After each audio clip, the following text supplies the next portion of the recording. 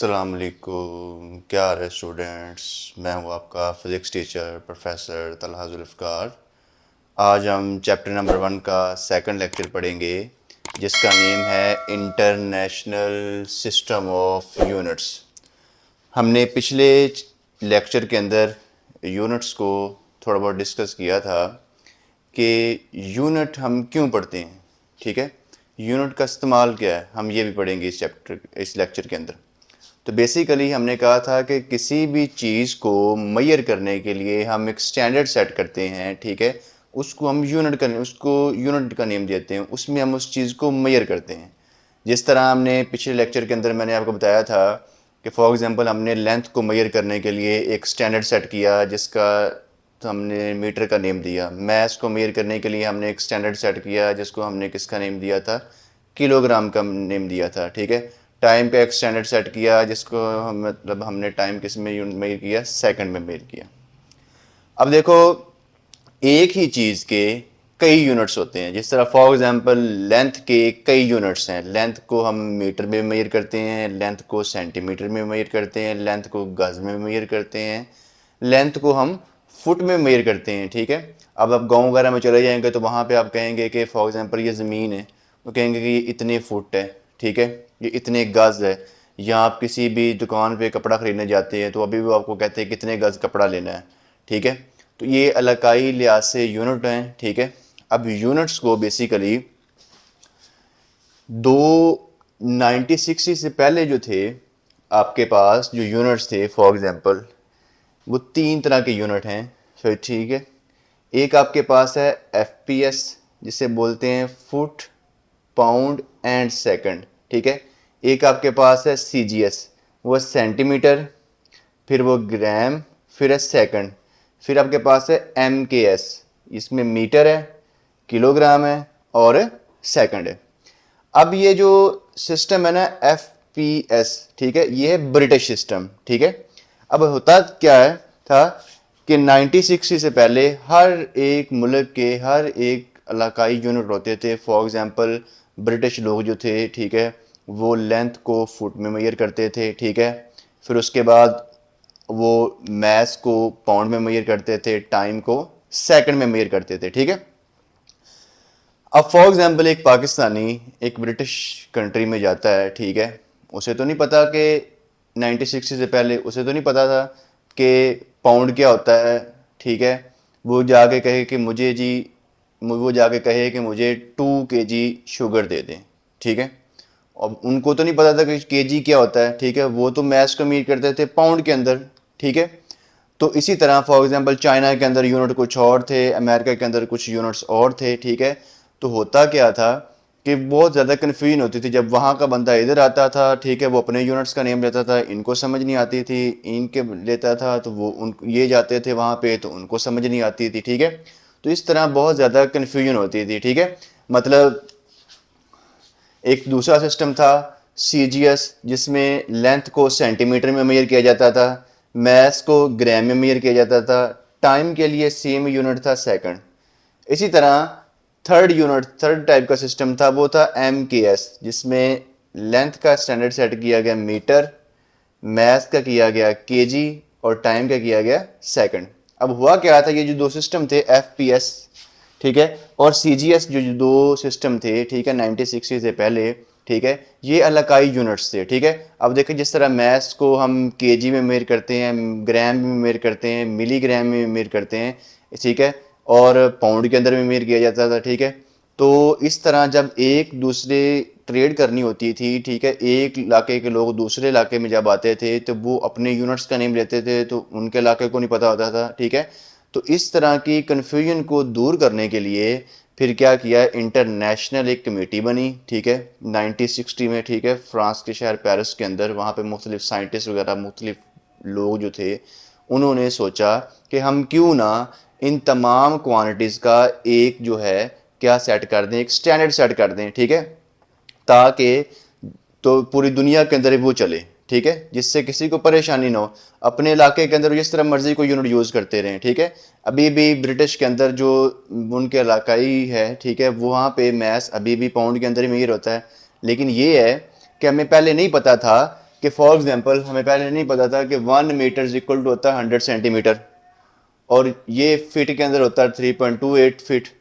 1 kg जिस तरह 1000 ग्राम के इक्वल होता है, और 1 kg पाउंड के अंदर कितना होता है 2.2। ये अभी हमें आके हमें पता चला, ठीक है, जब हमने 1960 के बाद, ठीक है, मुख्तलिफ क्वांटिटीज के स्टैंडर्ड सेट कर दिए। ठीक है, अब देखो पूरी दुनिया के अंदर फिर वो स्टैंडर्ड एक सेट हो गया अपने इलाके के लिहाज से, जिस तरह मर्जी। अभी भी जो लेंथ वगैरह को है, ठीक है, मरले के अंदर, गज के अंदर इलाकाई यूनिट अभी भी चलते हैं, लेकिन एक इंटर, जिस तरह इंग्लिश एक इंटरनेशनल लैंग्वेज है, इसी तरह उन्होंने कहा कि हम भी एक इन क्वांटिटीज़ के एक स्टैंडर्ड सेट कर देते हैं, ताकि इंटरनेशनली जब कोई फॉरेन के लोग किसी दूसरे कंट्रीज़ में जाएं तो उनको किसी तरह की परेशानी ना हो। ठीक है, वो जो एक स्टैंडर्ड सेट हुआ होगा उसी के अंदर वो चीज़ क्या कर लेंगे, ट्रेड कर लेंगे, मेजरमेंट कर लेंगे।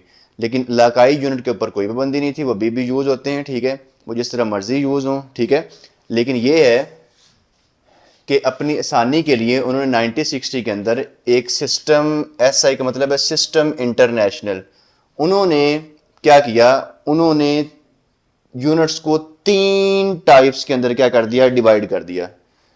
पहली टाइप थी बेस यूनिट, दूसरी टाइप थी derived units, and third one is क्या है, सप्लीमेंट्री यूनिट्स। अब हुआ क्या कि स्टूडेंट का अक्सर क्वेश्चन होता है कि ये जो एम के एस है, मीटर है, केजी है, सेकंड है, ये भी तो यही है बेस यूनिट में, तो फिर इसमें और इसमें फ़र्क क्या है? देखें, फ़र्क ये है कि बेस यूनिट के अंदर टोटल आते हैं 7 यूनिट्स, लेकिन एम के एस के अंदर कितने आते हैं, 3 यूनिट्स। जिस तरह मीटर का मैथ को मीटर में मेजर किया जाता है, ठीक है, और लेंथ को सॉरी मीटर में मेजर किया जाता है, और आपके पास, ठीक है, जो मैथ है वो केजी के अंदर मेजर किया जाता है, और टाइम किसके अंदर मेजर किया जाता है, सेकंड के अंदर मेजर किया जाता है। लेकिन इस बेस यूनिट्स के अंदर और ये एम के एस सिस्टम जो है, एस आई यूनिट का जो हिस्सा है, इसमें टोटल 7 क्वांटिटीज आती हैं, और इसमें कितनी आती हैं, 3 क्वांटिटीज आती हैं। ठीक है, अब उन्होंने क्या, कमेटी ने क्या किया कि 3 तरह के स्टैंडर्ड सेट कर दिए। ठीक है, 3 तरह के यूनिट्स को उन्होंने डिवाइड किया। ठीक है, पहला जो था टाइप वो थी बेस यूनिट, सेकंड जो थी वो थी आपके पास ड्राइव यूनिट्स, और थर्ड वन जो थी वो क्या थी, सप्लीमेंट्री यूनिट्स। इसको हम डिटेल में स्टडी करते हैं। फॉर एग्जांपल, बेस यूनिट कौन से होते हैं? ऐसे यूनिट्स जो बेस क्वांटिटीज को मेजर करने के लिए यूज होते हैं, उन्हें हम क्या बोलते हैं, बेस यूनिट्स। ये टोटल आप लोगों के पास कितने होते हैं? ये टोटल आप लोगों के पास होते हैं 7। ठीक है, जिस तरह फॉर एग्जांपल ये बेस क्वांटिटीज आपके पास है, लेंथ, मैस, टाइम, इसी तरह आप लोगों के पास electric current, temperature, intensity of light और अमाउंट ऑफ सब्सटेंस। ये टोटल आप लोगों के पास 7 क्वांटिटीज हैं। ठीक है, जिस तरह लेंथ का एक स्टैंडर्ड सेट कर दिया गया, इसको मीटर में मेजर किया जाएगा। मैस का एक स्टैंडर्ड सेट कर दिया गया, इसको किलोग्राम में मेजर किया जाएगा। टाइम का एक स्टैंडर्ड सेट कर दिया गया, ठीक है, जिसको एक सेकंड में क्या किया जाएगा, मेजर किया जाएगा। जिस तरह टाइम के कई यूनिट्स हैं, मिनट है, आवर है, ईयर है, ठीक है, सेकंड है, ठीक है, वो यूज किए जाते हैं। लेकिन जो स्टैंडर्ड इंटरनेशनली सेट कर दिया गया वो क्या था कि टाइम को सेकंड में मेजर किया जाएगा, लेंथ को किस में मेजर किया जाएगा, लेंथ को मीटर में मेजर किया जाएगा, और मैस को किलोग्राम में मेजर किया जाएगा, इलेक्ट्रिक करंट को एम्पेयर में मेजर किया जाएगा, अमाउंट ऑफ सब्सटेंस को मोल में मेजर किया जाएगा, और इसके बाद आपके पास टेम्परेचर को केल्विन में मेजर किया जाएगा। टेम्परेचर के भी 3 यूनिट्स हैं, जिस तरह टेम्परेचर फ़ारेनहाइट, सेल्सियस और केल्विन। लेकिन इंटरनेशनली, ठीक है, अभी भी टेम्परेचर जो है वो उसका यूनिट जो स्टैंडर्ड सेट किया गया वो क्या है, केल्विन है। ठीक है, अब फॉर एग्जांपल देखो, आप डॉक्टर के पास जाते हैं, आपको फीवर होता है, वो टेम्परेचर किस में मेजर करता है, फ़ारेनहाइट में भी। ठीक है, तो इलाकाई यूनिट जो हैं, ये लोकल यूनिट होते हैं, वो अभी भी यूज़ हो रहे हैं, लेकिन इंटरनेशनल जी, ठीक है, स्टैंडर्ड सेट कर दिया गया। ठीक है, 3 तरह के यूनिट्स का, जिस तरह, ठीक है, अभी बेस यूनिट आपके पास टोटल 7 है कि बेस क्वांटिटीज को इंटरनेशनली जब ट्रीट किया जाएगा तो इन्हीं यूनिट्स के अंदर ही ट्रीट किया जाएगा, ताकि समझने में आसानी हो। ठीक है, कोई एक बंदा एक मुल्क का दूसरे मुल्क में जब ट्रैवल करे तो उसे किसी किस्म की परेशानी का सामना ना करना पड़े। ठीक है, अब एक इंटरेस्टिंग क्वेश्चन ये है कि हमारे पास ये जो 7 बेस क्वांटिटीज हैं, ठीक है, इसमें दो जो यूनिट्स हैं, दो ऐसी क्वांटिटीज हैं जो मैथ से रिलेटेड हैं। जिस तरह एक आपके पास है मैथ का है जी किलोग्राम, अमाउंट ऑफ सब्सटेंस का है मोल। ये दो यूनिट्स को क्यों यूज किया गया? मैथ्स के 7 क्वांटिटीज, बेस क्वांटिटीज के अंदर 7 में से दो खाली मैथ्स की क्वांटिटीज हैं, मैथ्स की क्यों की ली गई? देखो, एक किलोग्राम है और एक आपके पास है मोल। ये आपकी एक्सरसाइज का इंपॉर्टेंट शॉर्ट क्वेश्चन है और board of point of view लिहाज से भी बहुत इंपॉर्टेंट शॉर्ट क्वेश्चन है। देखो, मैथ्स जो है, जहां पे हमने बल्क क्वांटिटी के अंदर किसी चीज को मेजर करना हो, जिस तरह 5 kg, 10 kg, 100 kg, ठीक है, किसी भी चीज का मैथ्स मेजर करना हो तो वहां पे हम यूनिट यूज करते हैं किलोग्राम। लेकिन जहां पे नंबर ऑफ मोल्स की बात आ जाए, नंबर ऑफ एटम्स की बात आ जाए, वहां पे हम यूनिट यूज करते हैं मोल। जिस तरह वाटर का मॉलिक्यूल मोलर मास आप फाइंड करते हो तो आप किस में मेजर करते हो? Number of moles. वहां पर नंबर ऑफ मोल जो होता है वो किसके इक्वल होता है? एवोगैड्रो नंबर के इक्वल होता है। और एवोगैड्रो नंबर आपके पास, आपको पता होता है कि वो होता है 6.02 × 10⁻23।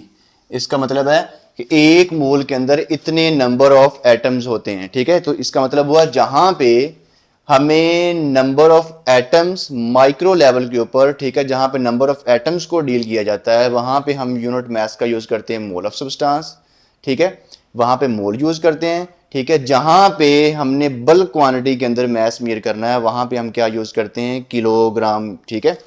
तो ये एमकेएस और एसआई में ये फर्क है कि एमकेएस में, ठीक है, ये तीन क्वांटिटी तो हैं, ये वाली कि लेंथ को मीटर में, मास को केजी में, टाइम को सेकंड में। तो फिर एमकेएस और इसमें ये फर्क है कि बेस यूनिट्स के अंदर टोटल हमारे पास 7 यूनिट्स हैं, लेकिन एमकेएस के अंदर हमारे पास टोटल कितने यूनिट्स हैं?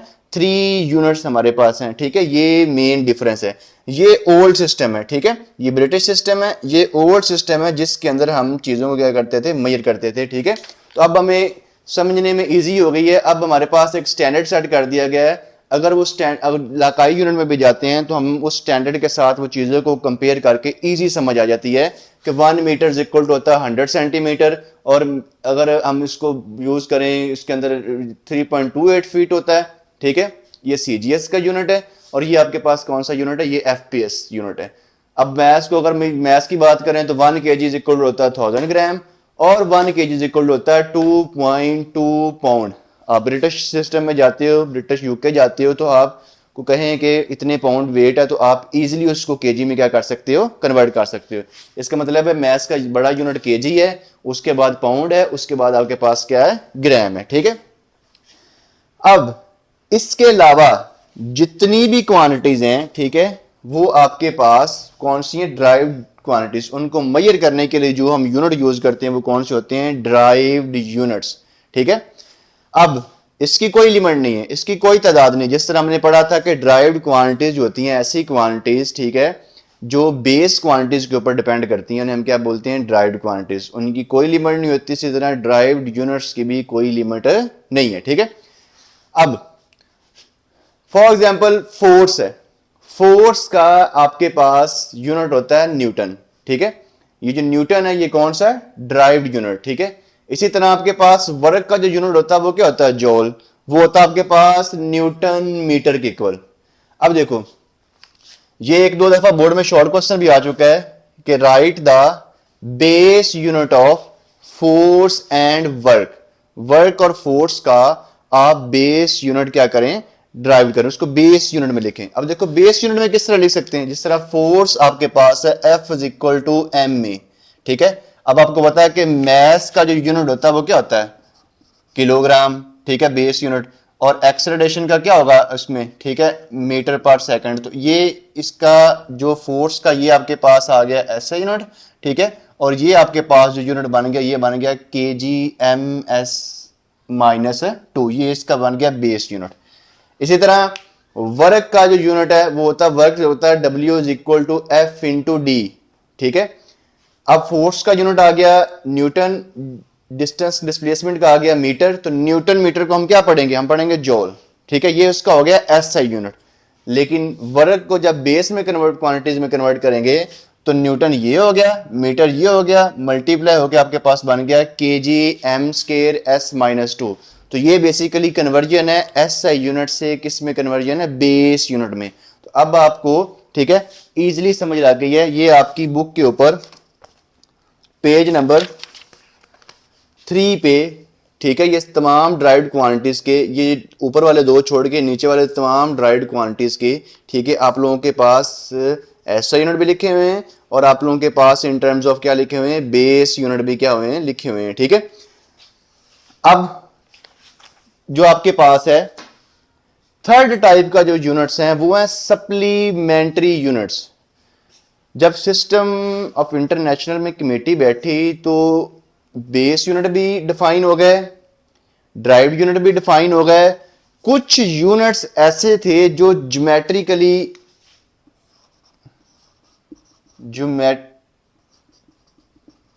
क्वांटिटीज को मेजर करने के लिए, ठीक है, यूज होते हैं, उन्हें हम बोलते हैं सप्लीमेंट्री यूनिट। सप्लीमेंट्री का मतलब क्या होता है? सप्लीमेंट्री का मतलब होता है अजाफी।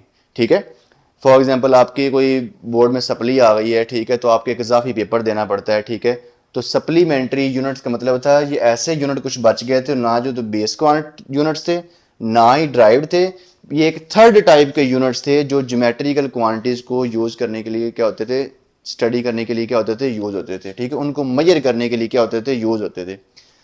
अब वो दो तरह के, एक आपके पास है रेडियन और एक है स्टी रेडियन। अब रेडियन को, ठीक है, ये दो क्वांटिटीज है, प्लेन एंगल और सॉलिड एंगल। जिस तरह फॉर एग्जांपल आपके पास ड्राइव्ड क्वांटिटीज हैं, बेस क्वांटिटीज है, बेस क्वांटिटीज है फॉर एग्जांपल लेंथ, मास और टाइम। इसी तरह ज्योमेट्रिकल क्वांटिटीज हैं, प्लेन एंगल और सॉलिड एंगल। अब इन एंगल्स को मेजर करने के लिए कोई ना कोई यूनिट्स थे। प्लेन एंगल जो आपके पास है वो आपके पास क्या है, उसका यूनिट है रेडियन, और सॉलिड एंगल का यूनिट क्या है, स्टी रेडियन। ठीक है, अब बोर्ड में ये काफी दफा एमसीक्यूज आ चुका है कि प्लेन एंगल कितने डायमेंशन होता है, वो होता है 2 डायमेंशन। सॉलिड एंगल कितने डायमेंशन होता है, ये होता है 3 डायमेंशन। अब आपकी जो ओल्ड बुक थी उसके अंदर इसको अजाफी एक्सप्लेन किया गया था, लेकिन इस बुक के अंदर सिर्फ और सिर्फ आपको टेबल के अंदर ये बताया गया है, ठीक है, कि सॉलिड एंगल और ये प्लेन एंगल क्या होते हैं। ठीक है, इनके यूनिट्स क्या हैं। ठीक है, इस बुक के अंदर सिर्फ दो यूनिट्स को एक्सप्लेन किया गया, बेस यूनिट्स और ड्राइव्ड यूनिट्स को एक्सप्लेन किया गया है। ये जो आपके पास इजाफी यूनिट्स है, सप्लीमेंट्री यूनिट्स, इनको डिफाइन नहीं किया गया, जिस टेबल के अंदर दिया गया, लेकिन मैं फिर भी आपको थोड़ा सा इसका कंसेप्ट दे देता हूँ। बेसिकली ये है क्या, ताकि बोर्ड पॉइंट ऑफ व्यू के लिहाज से क्या हो सके, ठीक है, आप इसको एमसीक्यूज में आ जाए तो आप इसको बता सकें। ठीक है, अब देखो प्लेन एंगल होता है 2 डायमेंशन। इसका मतलब है ये वाला जो एंगल बनेगा ये बनेगा सर्कल के अंदर। बेसिकली सर्कल क्या होता है, 2 डायमेंशन। ठीक है, सॉलिड एंगल होता है 3 डायमेंशन। ठीक है, 3 डायमेंशन, और ये बनेगा आपके पास किसके अंदर बनेगा, स्फीयर के अंदर बनेगा। इसको थोड़ा सा एक्सप्लेन करते हैं। फॉर एग्जाम्पल ये देखो, ये हमारे पास है एक सर्कल है, और ये सर्कल का हमारे पास है रेडियस, जिसे हमने आर का नेम दिया है। ये जो कर्व्ड हिस्सा है इसको हम नेम देते हैं आर्क लेंथ का। ठीक है, इसको हम नेम देते हैं आर्क लेंथ। ठीक है, अब बेसिकली रेडियन क्या होता है, रेडियन होता है, रेडियन दो सर्कल के रेडियस के दरमियान बनने वाला एंगल। ठीक है, इसकी शर्त क्या है कि ये जो आर्क लेंथ है इसकी लेंथ किसकी इक्वल होनी चाहिए, सर्कल के रेडियस के इक्वल। आप ये मैथ के अंदर भी पढ़ के आए हो, ठीक है, 9th क्लास के अंदर, ठीक है, जिसमें आपने पढ़ा था L is equal to r theta. ठीक है, फर्स्ट ईयर की मैथ के अंदर भी होगा। ठीक है, ये हमने पढ़ के आ चुके हैं। वहां पे आर्क लेंथ को मैथ के अंदर L से शो करते हैं, यहाँ पे शो करते हैं S से। अब बेसिकली ये वो एंगल है, ठीक है, इसको हम चैप्टर नंबर 3 के अंदर भी जाके आगे एक्सप्लेन करेंगे। ठीक है, रोटेशनल, ठीक है, मोशन के अंदर जाकर भी एक्सप्लेन करेंगे। बेसिकली रेडियन और डिग्री का दरमियान क्या रिलेशन है, रेडियन क्या है, इसको थोड़ा सा वहां पे जाके भी एक्सप्लेन करेंगे।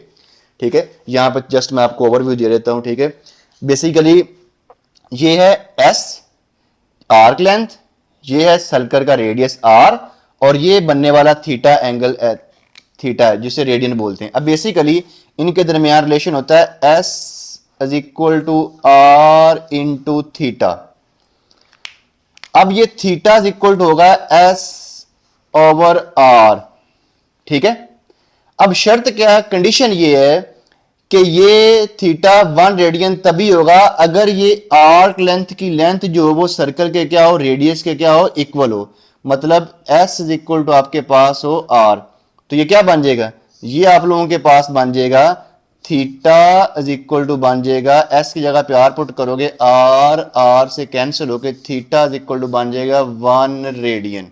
ठीक है, इसका मतलब हुआ रेडियन प्लेन एंगल का यूनिट है। ठीक है, और ये सर्कल में बनता है, सर्कल के दो रेडियस के दरमियान। ठीक है, इसकी शर्त क्या है कि आर्क लेंथ की जो लेंथ है वो किसके इक्वल, आर्क जो बनेगी उसकी लेंथ किसके इक्वल होना चाहिए, सर्कल के रेडियस के इक्वल। तो तब ये क्या होगा, थीटा इज इक्वल टू बन जाएगा 1 रेडियन। इसी तरह हमारे पास एक सेकंड आपके पास है सॉलिड एंगल जो 3 डायमेंशन है, जो स्फीयर के अंदर बनता है। बेसिकली अब मैं यहाँ पे आपको स्फीयर तो ड्रा नहीं कर सकता 3 डायमेंशन फिगर इसके ऊपर, तो आप ये ज्यूम कर लें कि ये स्फीयर है। ठीक है, अब स्फीयर है, अब स्फीयर फॉर एग्जांपल फुटबॉल जो होता है वो स्फेरिकल शेप का होता है। ठीक है, फुटबॉल जो आपके पास होता है वो क्या होता है, स्फेरिकल शेप का होता है। फॉर एग्जांपल आप उसका कुछ पोर्शन ले लें, फॉर एग्जाम्पल जब डॉट्स बने होते हैं ब्लैक, वो कुछ पोर्शन ले लें। ठीक है, अब ये पोर्शन जो सरफेस है इसका जो एरिया होना चाहिए वो सर्कल इसके रेडियस के क्या होना चाहिए, स्क्वायर के इक्वल होना चाहिए। तो इस तरह करके ये एक कोन बनेगी। ठीक है, ठीक है, ये इस तरह करके एक क्या बनेगी, कोन बनेगी, और ये जो एंगल यहाँ पे कोनिक सेक्शन में बनेगा ये आपके पास बनेगा सॉलिड एंगल। क्या बनेगा, सॉलिड एंगल। ठीक है, अब बेसिकली सॉलिड एंगल का रेडियन यूनिट होता है वो क्या होता है, स्टी रेडियन। सॉलिड एंगल एक ऐसा एंगल होता है जो सर्कल जो सॉरी स्फीयर के, ठीक है, स्फीयर के अंदर एंगल बनता है। ठीक है, अब इसकी शर्त क्या है कि इसके जो सरफेस एरिया है, ठीक है, वो आपके पास स्फीयर का सरफेस एरिया क्या होता है, स्फीयर का आपके पास सरफेस एरिया जो होता है वो बेसिकली होता है 4 पाई r का स्क्वायर। अब आपने यहां पे टोटल अगर एंगल निकालना तो वो कैसे निकालोगे, स्फीयर का जो एरिया होगा, सरफेस एरिया होगा, उसको इसके जो हमने थोड़ा सा हिस्सा लिया है, ठीक है, इसके आर स्क्वायर पे डिवाइड कर देंगे, आर स्क्वायर से कैंसिल, ये आ जाएगा 4 पाई रेडियन। ये सॉलिड एंगल की आप लोगों के पास क्या आ गई है, वैल्यू आ गई है, बोर्ड में एमसीक्यू आया हुआ है। What is value of solid angle, solid angle की वैल्यू क्या है, 4 पाई रेडियन। तो थोड़ा सा आपने ओवरव्यू ले लिया है। ठीक है, ये आपकी सिर्फ टेबल के अंदर दिया हुआ है। ठीक है, इसको उन्होंने एक्सप्लेन नहीं किया हुआ। ठीक है, बाकी आपकी एक्सरसाइज का ये शॉर्ट क्वेश्चन है फर्स्ट वाला के बेस यूनिट और ड्राइव्ड यूनिट को डिफाइन करें। ठीक है, स्टी रेडियन रेडियन वगैरह जो है जो सप्लीमेंट्री यूनिट्स की टाइप्स हैं। ठीक है, ये पिछली बुक के अंदर इसको एक्सप्लेन किया गया था, यहाँ पे जस्ट उन्होंने टेबल के अंदर बताया हुआ है। ये वाले दो आपकी जो बुक के मेन कंसेप्ट हैं। ठीक है, ये मैंने आपको समझाया, एक्सप्लेन किया ताकि जो बोर्ड में पास पेपर में आ चुका है, ठीक है, आपको थोड़ा सा ओवरव्यू दिया है। इसको हम जो रेडियन वगैरह है इसको हम चैप्टर नंबर 3 के अंदर ज़्यादा एक्सप्लेन करेंगे। ठीक है, कि रेडियन जो होता है बेसिकली ये सर्कल के अंदर बनने वाला एंगल होता है। ठीक है, और ये जो सॉलिड एंगल बनता है, ठीक है, सॉलिड एंगल क्वांटिटी है, इसका यूनिट जो रेडियन होता है। सॉलिड एंगल किसके अंदर बनता है, ये बनता है स्फीयर के अंदर। प्लेन एंगल जो बनता है वो किसके अंदर बनता है, सर्कल के अंदर बनता है। ठीक है, ये 2 डायमेंशन होता है क्योंकि सर्कल क्या होता है 2 डायमेंशन, और सॉलिड एंगल बनता है स्फीयर के अंदर, ये क्या होता है 3 डायमेंशन होता है। ठीक है, और सॉलिड एंगल जो बनता है, ठीक है, वो आपके पास स्फीयर के अंदर बनता है, और सॉलिड एंगल की वैल्यू कितनी होती है, 4 पाई रेडियन। ठीक है, तो इंशाल्लाह हम इसके बाद नेक्स्ट जो लेक्चर होगा, ठीक है, उसके अंदर हम फर्दर प्रीफिक्सेस या साइंटिफिक नोटेशन वगैरह को क्या करेंगे, स्टडी करेंगे।